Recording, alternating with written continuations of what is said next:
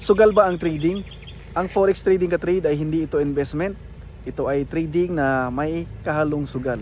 Kasi ang investment ka-trade, mas mababa yung risk at hindi kailangan ng maraming effort. Kasi yung time frame ng investment, 1 taon, 5 taon, 10 taon, or mas matagal pa.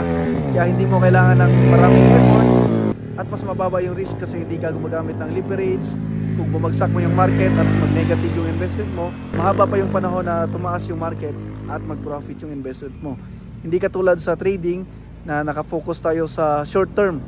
Okay, mas marami yung trade natin, yung time frame ng trade natin, merong minuto lang, oras or araw.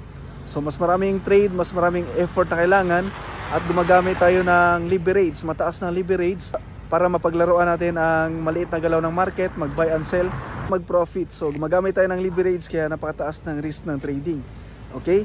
So ang trading ay parang gambling, pero may dalawang side ang trading. May trading like gambling, meron ding business approach. Okay?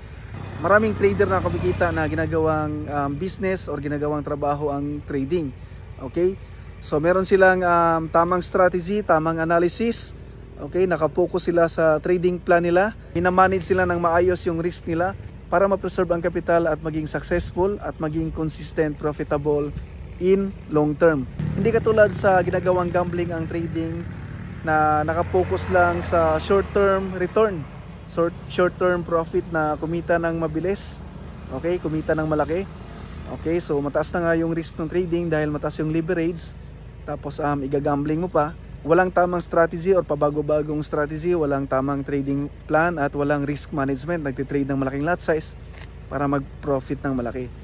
So ang gambling at business side ay parehas silang mataas yung risk dahil trading nga ito. At parehas din silang pwede tayong mag-profit. So yun ang pinagkaiba sa business side. Ingatan mo yung capital mo para maging consistent ka, profitable in long term.